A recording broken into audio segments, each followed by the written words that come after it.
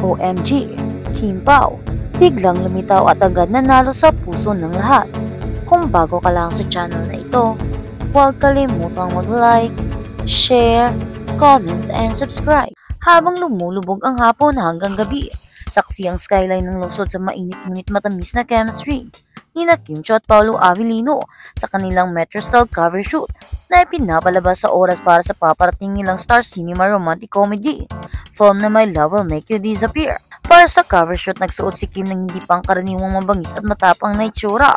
Nakagawa na ako ng ilang Metro covers kaya sinubukan naming i-mix ang match at gawin akong kakaiba sa bangs, layers at lahat. Uncomfy pero panimula ng actress kasi hindi ka sanay. Paolo interjected. Hindi ako sanay pero sabi niya, maganda naman, wow. Pang-aasar ni Kim at tumawa. Sa kamera ang importante, sagot niya na binigyan kami ng isang sulyap sa kaakit-akit na ripati ng duo. Kilala bilang Kim Pao, ang tandem ni Kim at Paolo ay isang pag-aaral sa kaibahan.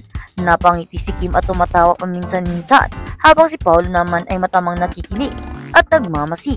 Siya ay mukhang bubbly at masigla habang siya ay may ganitong tahimik na intensity at banayad na kilos. Mayroon siyang uri ng mapaglarong kuryosidad na maaaring makatuklas at matuklasan ang isang tiyak na misteryoso sa kanya. Ngunit sa kabila ng kanilang mga kabaligtaran na katangian, madali mong makikita kung gaano sila kaginhawa at komportable sa piling ng isa't isa. Paano nakalusot si Kim sa mga nakikitang pader ni Paolo? Paano niya nalampasan ang mga hadlang at tinutulungan kaming makita ang ibang side ng aktor na bihira naming makita sa publiko? Ano man ito ay magic. Ang pagpaparis ni Kim at Paolo minsan ay parang lumabas sa kaliwang larangan. Sa totoo lang, publicly wish ni Paolo na makatrabaho si Kim mula noong 2011. Matagal ang paghihintay pero nangyari ang hindi inaasahang pagpaparis sa tamang oras at tamang sandali.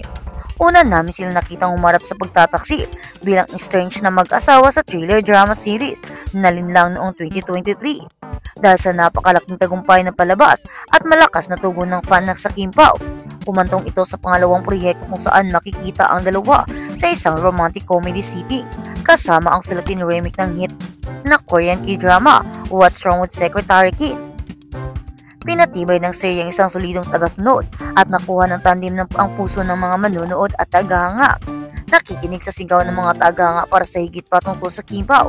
Sa wakas ay bibida na ang dalawa sa isang pelikula ng Star Cinema kasama ang My Love Will Make You Disappear na mapapanood na at ipapalabas sa buong mundo ngayong March 26, 2025 sa direksyon ni Chad Vividanes.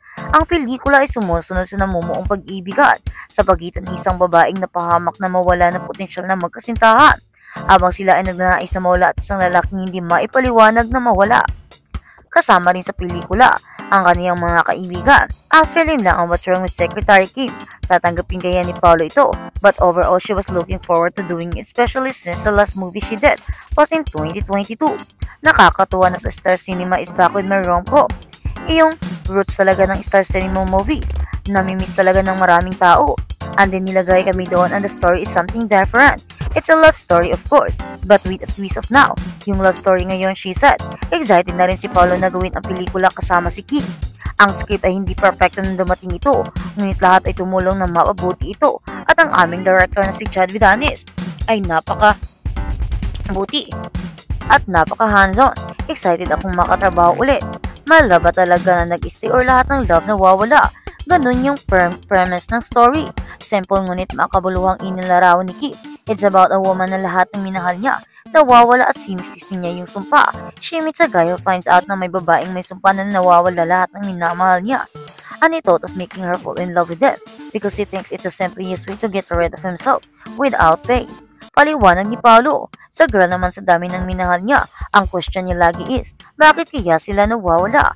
Masyado ba akong nagbibigay na pagmamahal or is this about a curse? O ito ba ay tungkol sa sumpa? Yun ang tanong.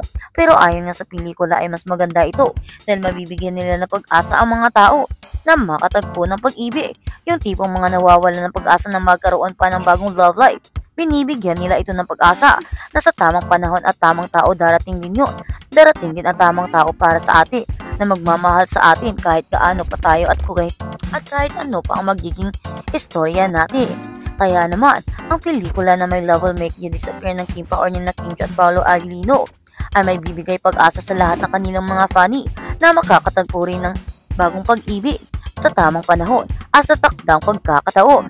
Sa ngayon, ay kinikilig na lang muna sila sa love life ng kanilang mga idolo, pero panigurado sa pagdating ng pelikula ay marami ang magkakaroon ng love life dahil ang pelikulang ito ay tungkol sa pag-ibig, tungkol sa mga hopeless romantic, yung mga taong nawawalan ng pag-ibig, yung mga taong hindi makita yung totoong pag-ibig, yung mga taong palaging nasasaktan. Sa pelikulang ito ay mabibigyan sila ng pag-asa na magkaroon at mag-build ng bagong pag-ibig. Hindi natin alam kung sino, pero alam na alam nila kung saan ang inspirasyong makukuha nila. Ito ay tungkol sa pelikula sa kanilang mga idolo na sina Kim Chiu at Paolo Avellino, na kung saan sa kanilang darkest moments ay nakatagpo sila ng pag-ibig sa isa't isa. Kaya naman abangan natin ang pelikula ngayong March 26 na. While Madacent and working with Kim Pao, kinikilig ako sa kanilang dalawa. After dropping hints that My Love Will Make You Disappear co-stars Paolo Avellino and Kim Chiu might already be a couple in real life, yun nga ang sabi ng mga tao. Tinanong nila si Will Madacent, pero di ba ang sabi ni Will Madacent, hindi nila alam. I don't know. Kinikilig ako sa kanilang dalawa pag tinitingnan ko. Ay kinikilig pa rin pala ako. She's shirt. In fairness, kung ako ang tatanungin mo to describe the chemistry and perfect nila, isang tahimik at saka isang maingay. Tapos pagtitigan silang dalawa, uy, nagtitigan na naman yung mga ate at kuya ko. Ang cute-cute sila. Nakakakilig talaga. Wilma also gush about the undeniable charm of Paolo on the set. May mga moment talaga na nakakakilig. Nung nagsushoot kami, feeling ko 35 pa lang ako. Mabango ang kuya natin kahit tanghaling tapat. In fairness, she's shirt. Kasi si Paolo meron siyang tingin. Yung mata niya kasi minsan. So may eksena kami tapos tinitingnan niya ako, sabi yun pala yung personality niya na pagtitignan ka niya. Hindi man siya magsalita ng marami. But when he's talking to you, alam mong gentleman niya, she added. So ngayon, from a distance and bilang maritis nga ako, bawal magsalita, tininan ko silang dalawa. In fairness naman kay kuya, his size says it all.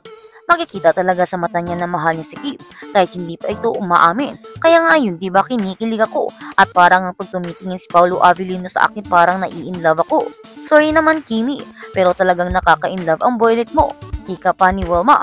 When she first saw the trailer of the movie come out, Wilma recalls with swooning over Paolo. Totoo talaga yung reaction ko. Kasi sabi ko nagkakasala ako sa asawa ko. Kasi nakahubad si Kuya Paolo. Gusto kong maging Kim Chiu ng mga panahon na yun. Inggit na inggit ako kasi I'm just watching.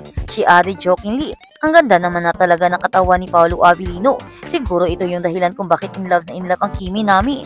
Sobrang cute niya talaga pag kinikilig. Lalo na pag tinitingnan niya yung katawan ni Paolo.